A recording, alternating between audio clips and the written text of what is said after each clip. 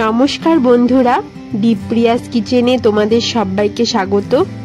আজকে মুখে লেগে থাকার মতন মাছের একটা রেসিপি তোমাদের সাথে শেয়ার করছি। আশা করি তোমাদের সবার এই রেসিপিটি খুবই ভালো লাগবে। এখানে আমি 4 টুকরো কাতলা মাছ নিয়েছি। মাছটাকে ভালো করে ধুয়ে নেওয়ার পর হলুদ গুঁড়ো ও লবণ দিয়ে ভালো করে মাখিয়ে নেব।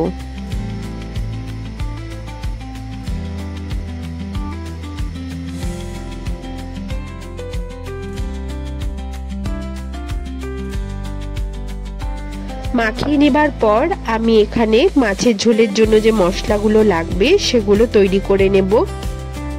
এখানে একটা মিডিয়াম সাইজের পেঁয়াজ কাটা রয়েছে, রসুন, আদা কুচি ও লঙ্কা, এগুলো সবকিছুর একটা পেস্ট তৈরি করে নিলাম। এখানে 6-7টা কাজু বাদাম ভালো করে পেস্ট করে 2-3 চামচ টক দইয়ের মধ্যে দিয়ে দেব।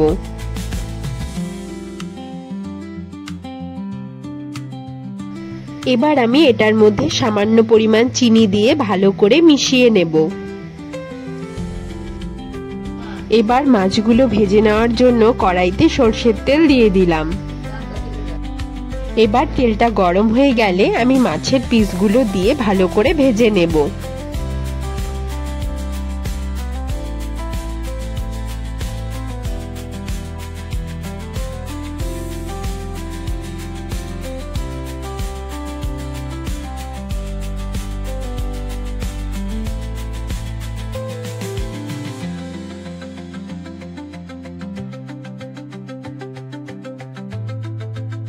মাছের পিসগুলো উল্টে পাল্টে সময় নিয়ে ভালো করে ভেজে নেব।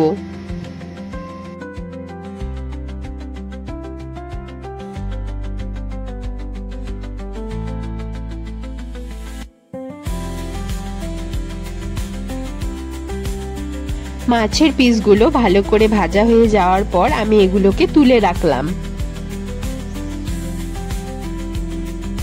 মাছ ভাজার তেলেই আমি ফোড়নে দিয়ে দেব গোটা জিরে, দারচিনি ও এলাচ। এগুলো একটু সময় নিয়ে ভেজে নেওয়ার পর সুন্দর গন্ধ বেরিয়ে আসলে এর মধ্যে আমি পেঁয়াজ কুচি দিয়ে দেব। পেঁয়াজ কুচি দিয়ে ভালো করে ভেজে নেব। পেঁয়াজ কুচি ভালো করে ভাজা হয়ে গেলে এর মধ্যে আমি 1 চামচ পরিমাণ হলুদ গুঁড়ো দিয়ে দিলাম। এবার পরিমাণ মতো লবণ দিয়ে দেব। এগুলো সবকিছু ভালো করে ভেজে নিতে হবে। ভেজে নেওয়ার পর আমি এর মধ্যে 1 চামচ পরিমাণ লঙ্কা গুঁড়ো দিয়ে দিলাম। এবার আমি পেঁয়াজ, আদা, রসুন ও লঙ্কা দিয়ে যে পেস্টটা তৈরি করে রেখেছিলাম সেটা দিয়ে ভালো করে কষতে থাকবো।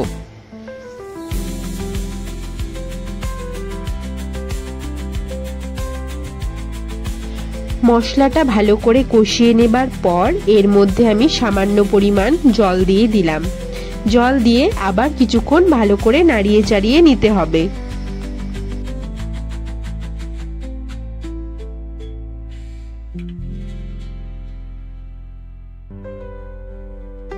এবার কাজু বাদাম ও দইয়ের মিশ্রণটা এর মধ্যে দিয়ে একসাথে ভালো করে মিশিয়ে নিতে হবে।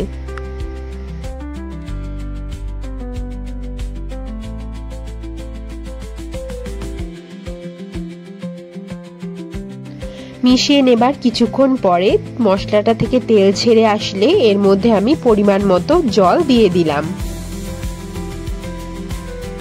এবার সবকিছুকে ভালো করে মিশিয়ে নিয়ে 2-3টে চেরা কাঁচা লঙ্কা আমি এর মধ্যে দিয়ে দেব। ঝোলটা ফুটে আসলে পরে এর মধ্যে মাছের পিসগুলো একে একে দিয়ে দেব।